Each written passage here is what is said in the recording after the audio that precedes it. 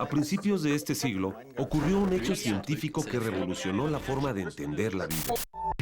Secuenciar el genoma humano significaba tener acceso al lenguaje con el que la naturaleza nos escribió. ¿Qué ha pasado desde entonces? ¿El conocimiento del genoma va a cambiar el futuro de nuestras vidas y de la medicina?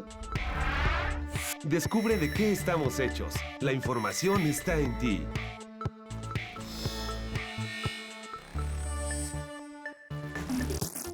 Si comparamos nuestro genoma con el de otras especies de seres vivos, podremos ver que nuestros parientes más cercanos son los chimpancés.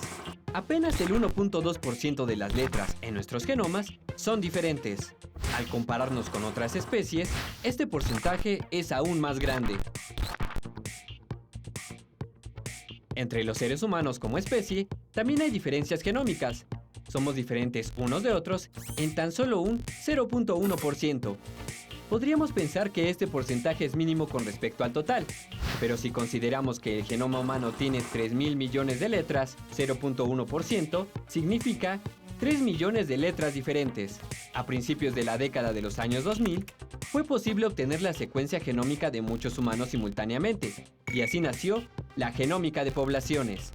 Esta disciplina estudia y compara los genomas de los individuos de una misma población para encontrar regularidades y diferencias entre ellos, y también estudia y compara la composición genética de distintas poblaciones. La genómica de poblaciones realiza sus investigaciones para conocer dos aspectos fundamentales.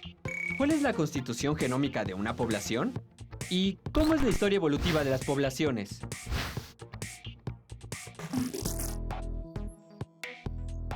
Les doy la bienvenida a su serie ¿De qué estamos hechos? El día de hoy nuestro programa tratará sobre el tema ¿de qué estamos hechos los mexicanos? Así es, hablaremos de los estudios genómicos que se han hecho sobre las poblaciones de nuestro país, la importancia de estos estudios y su trascendencia en nuestra vida cotidiana. Las investigaciones sobre la genómica de poblaciones en nuestro país buscan encontrar lo que define a la población mexicana, como lo veremos en la siguiente cápsula. ¿Nos acompañan? ¿Por qué somos diferentes los seres humanos unos de otros? ¿Qué nos hace únicos como individuos, como mexicanos y como especie? Para responder estas preguntas desde el punto de vista de la genética, en el 2009 el INMEGEN realizó el primer estudio específico sobre el genoma de la población mexicana. El estudio se realizó en el genoma de 300 personas mestizas con al menos todos los abuelos mexicanos pertenecientes a 6 estados: Guanajuato, Guerrero, Sonora, Veracruz, Yucatán y Zacatecas. Además, en Oaxaca se recolectaron muestras de 30 individuos de la etnia zapoteca, representando a las poblaciones originarias de nuestro país. Cabe mencionar que las muestras de ADN para realizar el estudio se tomaron bajo el consentimiento de las personas, informándolas para qué se iban a usar. Después de haber tomado y secuenciado el ADN de las muestras, se compararon los genomas de estos mexicanos, junto con el de europeos del norte, africanos y asiáticos orientales. ¿Qué encontraron los investigadores?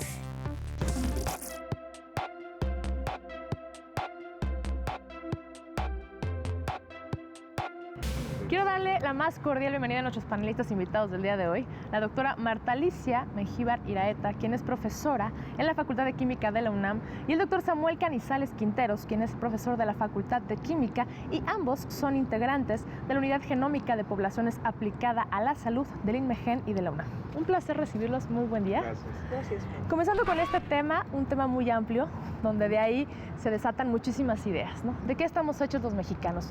Hay estudios que han revelado que tenemos herencia de poblaciones europeas, de americanos, de africanos. Sin embargo, ¿cómo podemos definir o cuál sería la importancia de estudiar la diversidad genómica de todas estas poblaciones? Pues hay un gran interés del humano de saber quiénes fueron sus ancestros. En nuestras familias nos preguntamos de dónde venimos, de dónde venían nuestros abuelos. Y es claro que muchas veces decimos, ¿y esa nariz de dónde la sacaste o esos ojos de dónde vienen?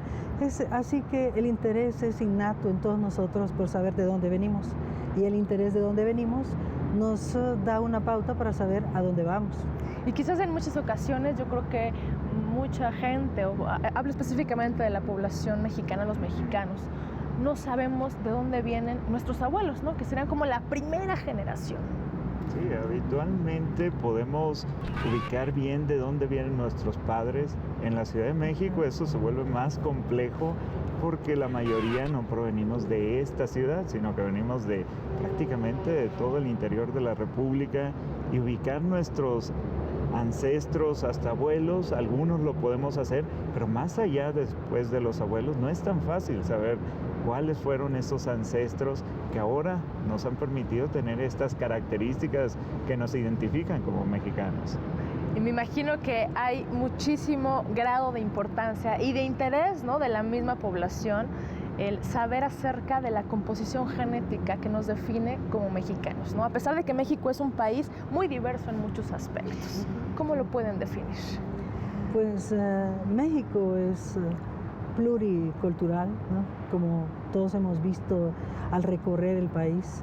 Tenemos tanto color en México, tanta diversidad, es un país muy grande, y de tal manera que así se ve reflejado toda esta diversidad en la genética de la población, que hay variaciones en cierto límite, ciertamente, porque como país tenemos una diversidad al recorrer el país de norte al sur, y vemos que en las costumbres, en los gustos, las tradiciones, la cultura general de todo el país es diversa y está reflejando algo, que las comunidades se asentaron y tuvieron una lengua, tuvieron así una manera de comer, una manera de transformar el medio ambiente que los hizo propios de esa región, y muchas veces tuvieron que adaptar su organismo a ese medio ambiente, y ahí entra el componente genético que tuvo que adaptarse a través de cientos de años, a veces miles de años, a esa condición ambiental. Así que sí somos diversos a lo largo del país. Y es por ello que también podemos definirnos como megadiversos en nuestra composición genética. ¿Qué hay de esa parte? Todo depende de contra quién nos comparemos. O sea, somos diversos si nos comparamos con otras poblaciones más homogéneas en Europa o en Asia, que nuestra impresión es que todos ellos se parecen y nosotros tendemos a tener características físicas distintas entre la propia población mexicana. Entonces, eso en parte está dado por nuestra genética. El interés sobre la genética siempre ha estado ahí. Todos queremos saber qué parte de nuestra genética proviene de nuestros ancestros nativos americanos, de nuestros indígenas, de este componente español que siempre suponemos que es único de cierta región de España, pero con lo que respecta a nuestro componente indígena, siempre hemos estado muy orgullosos de este componente, aunque genéticamente sabemos que está ahí. No ha sido tan fácil hasta recientemente caracterizar y saber qué de ese componente proviene de las poblaciones, como decía la doctora Mengíbar, asentadas en el norte del país, en el centro. ¿Qué tanto de nuestro componente actual lo podemos identificar con esas poblaciones? Si somos tan diversos como mexicanos, ¿cuánto de ese componente que tenemos lo podemos atribuir a estas mezclas entre las poblaciones? Pero la que más me llama la atención, también tener un poco de herencia de las poblaciones africanas. ¿En serio? Sí, sí. Esto, cuando se estudia ahora con estas nuevas tecnologías nuestro genoma, la población, el componente africano, aunque está distribuido también en todo el país, se acrecenta en ciertas regiones que históricamente recibieron más población de origen africano, como son las costas, particularmente Veracruz, Oaxaca, ciertas partes de Guerrero. Tienen un componente africano que en algunos casos sorprendentemente llega a ser hasta el 30%. Decimos sorprendentemente, pero si uno va a esas regiones se dará cuenta que no ocupamos hacer un estudio genómico para saber que ese componente está ahí. Es parte de la riqueza cultural de estas zonas. Gran riqueza cultural. Para descubrir estos detalles acerca de la opinión de la gente de la población, ¿usted se ha preguntado alguna vez qué herencia tenemos los mexicanos? Vamos a descubrirlo aquí a través del siguiente sondeo. Regresamos.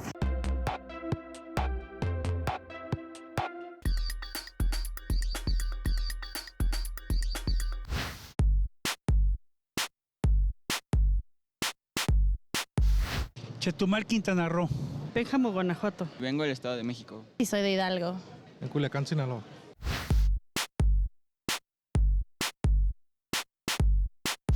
Ambos nacieron en Chiapas, en el municipio de Pichucalco. Mis abuelos paternos son de Michoacán y los maternos son de Puebla. Uno es Hidalgo y los otros 3 vienen del Estado de México.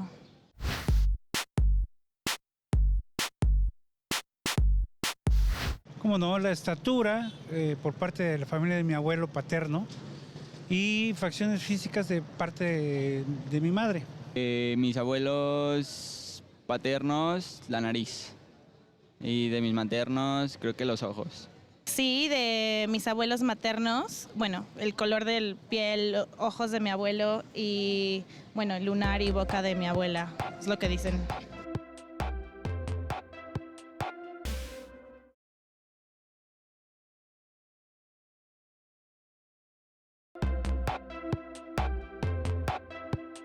Interesante el sondeo.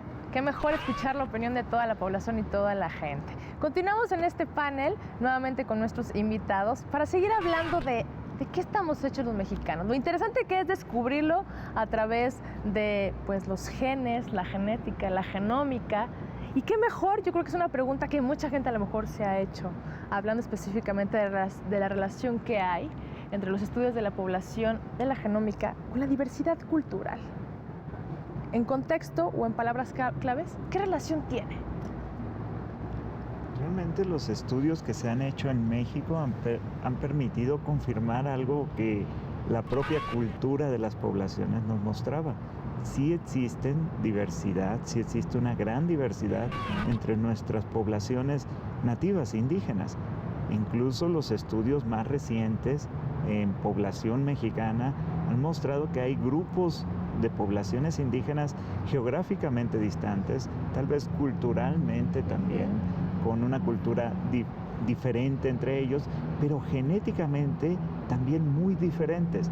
Estos grupos tienden a ser poblaciones que han quedado aisladas por cuestiones geográficas, principalmente, pero también por cuestiones culturales no se han ido mezclando con otros grupos, y estos podemos encontrar poblaciones en Sonora, como son el caso de los seris, o en el sur del país, como el caso de los lacandones, cuya diferencia o distancia genética entre ellos ha sido comparable con poblaciones como asiáticas y europeas, que para nosotros podrían ser muy, muy distintas, y tal vez los grupos indígenas no los vemos tan distintos, pero genéticamente probablemente ese aislamiento que han tenido estos grupos particularmente se han permitido marcar distancias muy, muy marcadas, muy, muy claras entre ciertas poblaciones. El resto de las poblaciones, aun cuando se pueden diferenciar, comparten una gama de información. Entonces, México efectivamente tiene una gran diversidad cultural, pero también genética. Entonces, estos nuevos estudios analizando no unos cuantos cambios del genoma, sino ya miles, cientos de miles o hasta millones de estos cambios, sí nos han permitido encontrar esta gran diversidad de la población. ¿Y por qué surge el interés de hacer estos estudios que evidentemente se hacen desde hace muchísimo tiempo, ¿no? Y quizás mucha gente no ponga el debido interés, ¿no? O le dé la debida importancia, ¿no? Porque no se hacen estas preguntas recurrentemente, ¿no? ¿Por qué hacerlos? ¿Por qué llevarlos a cabo? Bueno, poco a poco el público, todos nos vamos interesando más en estos conceptos. De hecho, hay juegos para niños, videojuegos, donde ya se incluían mutantes desde hace algún tiempo. Eso pone de moda el léxico en nuestra población. Muy de moda. En las noticias lo vemos, para identificar personas, para saber de quién es el hijo. Eso ha pasado desde hace mucho tiempo. Entonces sí, tenemos el conocimiento de este material, que sabemos que es la herencia, y que en estos pedazos que llamamos genes, todo el mundo estamos escuchando que existe algo que estamos heredando. Y cuando el doctor Canizales nos menciona de que hay genes y hay cosas que las poblaciones tienen en común, el público debe entender que son estos pedacitos del material genético que se encuentra en nuestra célula. Cada una de nuestras células, todas las células tienen ese mismo material que heredamos de nuestros padres, con una mezcla entre ellos. Así es que venimos de esas mezclas entre nuestra población, de la llegada de los españoles para acá, tendríamos como 20 generaciones desde entonces para acá, que son 500 años, ¿no? Entonces ya podemos empezar a ver cuántas veces hemos tenido un entrecruzamiento de nuestro material, y si la población se traslada de un lugar a otro, pues vemos que lleva esa herencia genética de un lugar a otro y la combina con personas de otra región. Y también una pregunta que yo creo que mucha gente se hace. ¿Usted sabía que justamente, hablando de los años 90, se necesitaron 15 años para secuenciar el primer genoma humano? Imagínese nada más. Hablemos de esto y mucha más información en la siguiente cápsula. Regresamos.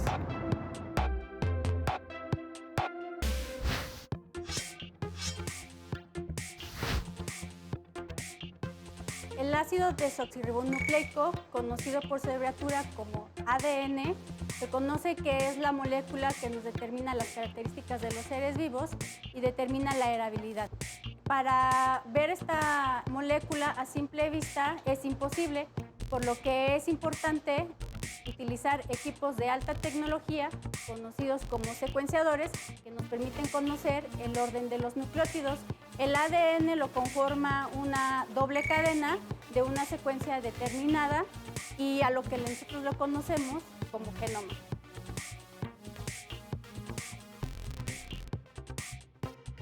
Los nucleótidos los podemos representar mediante letras. La T para la timina, la A para la adenina, la G para la guanina y la C para la citosina.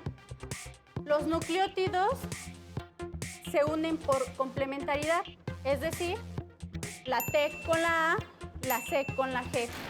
El genoma humano, por ejemplo, consta de 3.000 millones de nucleótidos, por lo cual a la hora de secuenciarlo es muy grande y es necesario fragmentarlo. De esta manera que sea más fácil la aplicación de las técnicas de secuenciación. Una vez que tenemos una sola hebra de nuestro ADN, podemos llevarlo a los equipos de secuenciación. Estos nucleótidos son teñidos fluorescentemente. Las técnicas de secuenciación son una manera de conocer lo que sucede con nosotros y nuestro genoma. Por eso recuerda que ahora que veas una G, una T, una C, una A, son lo que conforman tu genoma.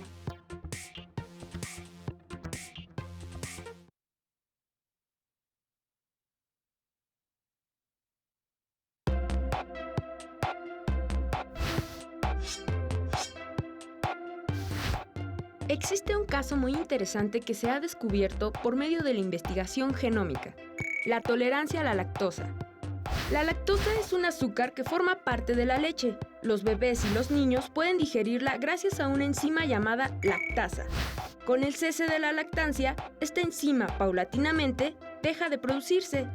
La mayor parte de los adultos en el mundo han dejado de producirla y son intolerantes a la lactosa, excepto ciertos grupos descendientes de poblaciones con una vieja tradición de pastoreo ganadero, como los nor- y centroeuropeos y algunos pueblos africanos. Los análisis genómicos de estas poblaciones han mostrado que tienen una variante en su ADN, una mutación que evita que el gen de la lactasa se deje de expresar en la edad adulta. Además, la comparación entre europeos y africanos ha mostrado que hay al menos 2 o probablemente 4 variantes en el ADN que permite este cambio en la expresión de la lactasa. A este tipo de cambio se le llama evolución convergente, en la que 2 o más poblaciones llegan a un destino evolutivo similar por rutas diferentes. En la población mexicana, la tolerancia a la lactosa está ligada a la herencia genómica.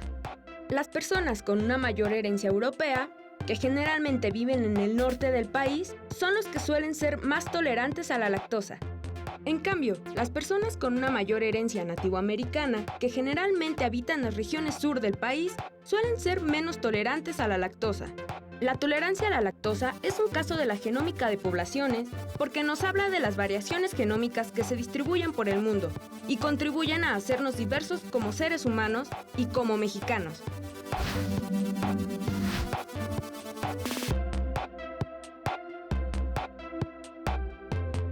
Retomemos nuevamente el tema con nuestros invitados en este panel. Yo creo que es fundamental también ponerlo a la mesa, ¿no? el orientar el conocimiento de la diversidad hacia los posibles beneficios de la salud de los mexicanos. Actualmente el INMEGEN, ¿qué es lo que está llevando a cabo? Una de las partes que más ha trabajado y desarrollado el INMEGEN es entender la diversidad de la población mexicana. Desde hace ya varios años el INMEGEN presentó un primer panel de marcadores que nos permitían entender nuestra diversidad. Más recientemente se pudo ampliar ese panel y constituir un acervo todavía más amplio de ese conocimiento. ¿Qué tanto esto va a ser útil para la salud o para entender, prevenir y en algunos casos diagnosticar ciertas enfermedades? Pues eso todavía es parte del compromiso que tiene el INMEGEN con la sociedad. El INMEGEN actualmente desarrolla trabajos de distintas índoles donde la genómica de poblaciones, entender esa diversidad de las poblaciones en México, seguramente va a impactar. Entre ellas, actualmente se están secuenciando diversos genomas de poblaciones indígenas. ¿Por qué? Porque a pesar de que se han secuenciado muchos genomas en el mundo, todavía esa pequeña diferencia que hay entre las poblaciones, incluidas las poblaciones de México, no las sabremos hasta que secuenciemos estos genomas, hasta que conozcamos esas pequeñas diferencias. Posteriormente, estas diferencias podrían ser útiles en caso de que ellas vayan en función de cómo respondemos a un medicamento, algo que ahora conocemos como farmacogenética o farmacogenómica.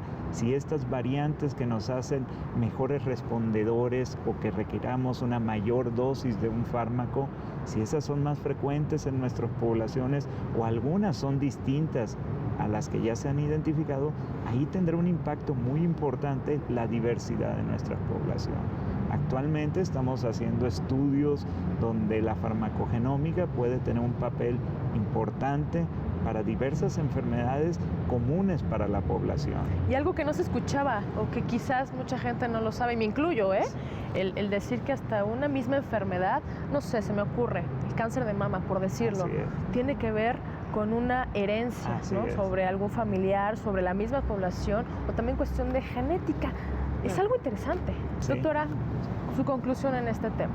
Sí, iniciativas internacionales a las que se aúna México a través de instituciones como el INMEGEN y la UNAM permiten que se avance en este conocimiento de elementos que van a hacer que se economice mucho en el sector salud, por ejemplo, el diseño de evaluaciones para la ingesta de medicamentos, ¿no? La toma del medicamento o las evaluaciones para el problema de la obesidad, que si tenemos una predisposición genética para este padecimiento que afecta grandemente a México, al igual que la diabetes, podemos prevenir y establecer estrategias que lleven a economizar el gasto de salud y tener un mejor servicio para cada individuo, hacer medicina personalizada en el futuro cercano.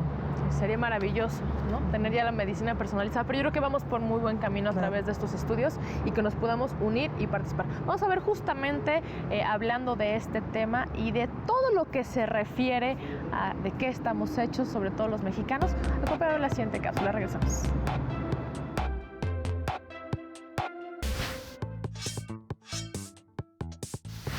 En 1990, un grupo de investigadores de la Universidad Estatal de Arizona tomó 200 muestras de sangre de diferentes miembros de la tribu india Havasupai, una pequeña comunidad que vive en el Gran Cañón.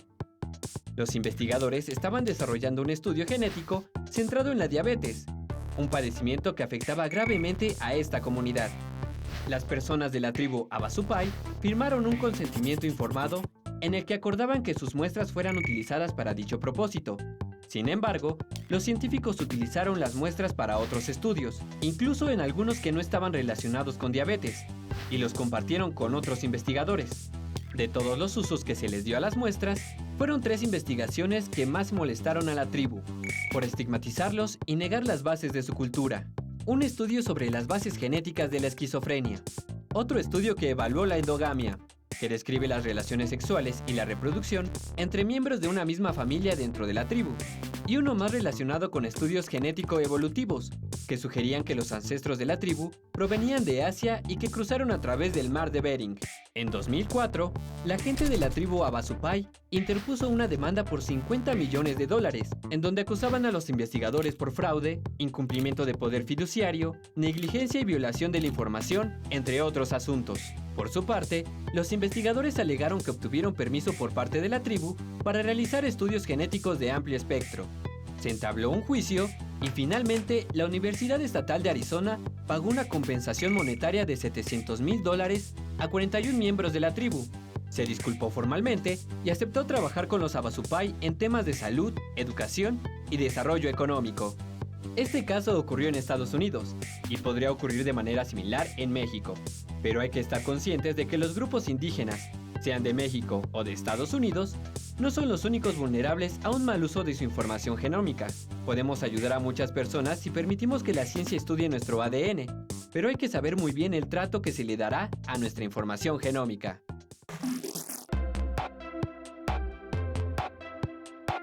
Estamos de regreso. Doctor Canizales, ¿nos puede dar su opinión acerca de esta cápsula que acabamos de ver? Sí, realmente todos los estudios, no en particular los estudios en poblaciones indígenas, sino todos en general, requieren de un consentimiento informado. Las personas que participan en proyectos de investigación requieren saber en qué están participando y se tienen que respetar las condiciones en las cuales se firmaron estos consentimientos. Entonces, la investigación ha sido muy clara en ese sentido. El instituto, el INMEGEN, se ha valorado toda esta parte y todos los estudios que se realizan en esta institución están bajo esa premisa. Pues de antemano les agradezco, de verdad, qué buena charla, muy rica plática donde nos aclarece muchísimo más acerca de ese tema. Yo agradezco de antemano a la doctora Marta Alicia Mejíbar Iraeta y al doctor Samuel Canizales Quinteros. Gracias, nos vemos en la siguiente emisión. Y la gente que nos está sintonizando en casa, me gustaría hacerles una pregunta. ¿Ustedes saben de qué está contenido el ADN? ¿Cuánta información no tiene?